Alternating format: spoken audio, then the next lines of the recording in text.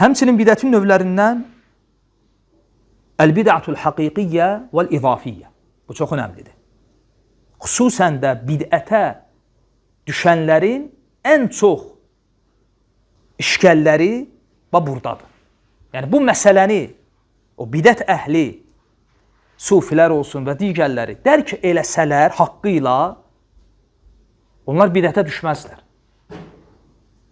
O da nədir? Əl-bid'atul haqiqiyyə vəl-izafiyyə. Həqiqi bidətlər nələrdir? Həqiqi bidətlər o bidətlərdir ki, o bidətlərin, o əməllərin əslən dində yeri yoxdur. Yəni əsli etibarı ilə bidətdir. Məsələn, Peyğəmbərin mövlüdünü, sallallahu aleyhi və səlləm mövlüdünü qeyd eləmək sufilərdə. Bu əl-bid'atul haqiqiyyədir. Çünki bunun dində heç bir əsli asları yoxdur. Və məsələn, bu aşura mərasimləri, rafizlərin. Bu əl-bid'atul haqiqiyyədir. Niyə? Çünki bunun dində heç bir əsli asları yoxdur. Aydın oldu? Və bu cür çox misallar gətirmək olar.